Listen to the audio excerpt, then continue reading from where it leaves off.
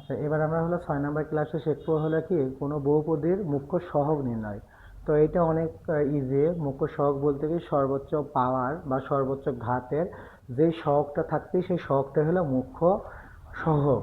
তো আমাদের মুখ্য সহগ বাই করার ক্ষেত্রে আগে আমাদের ফাংশনের দিকে যদি তাকাই তাহলে এখানে সবচেয়ে বেশি পাওয়ার কই আছে।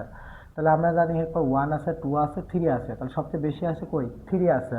তাহলে যেই পাওয়ারটা থাকবে তার সাথে যে সহগটা থাকবে সেটি তার মুখ্য সহগ। তার মানে X to the power Q এর সহগ কত 3।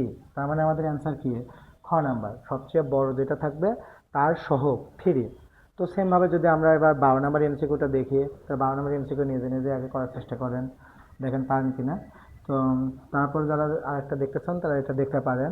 যেমন এখানে মুখ্য সহগ কত, তাহলে আমাদের সবচেয়ে বেশি পাওয়ার কই আছে, সবচেয়ে বেশি পাওয়ার আছে এটুকুর ভিতরে।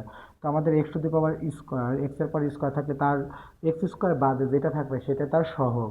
এখানে কিন্তু থ্রিও তার সহগ না, আবার এও তার সহগ না, তাহলে দুইটা মিলে যেটা থাকবে সেটা তার সহগ। তার মানে আমাদের এক্স স্কোয়ারের সহগ কী হবে, এক্স স্কোয়ারের সহগ হবে 3 অনেকেই কি করে, অনেকেই মনে করেন কি অ্যান্সার ভাবে কি 3 হবে শুধুমাত্র সংখ্যাটা, তা হবে না। মানে এক্স স্কোয়ার বাদে যেটুকু থাকবে সেটা তার মুখ্য সহগ।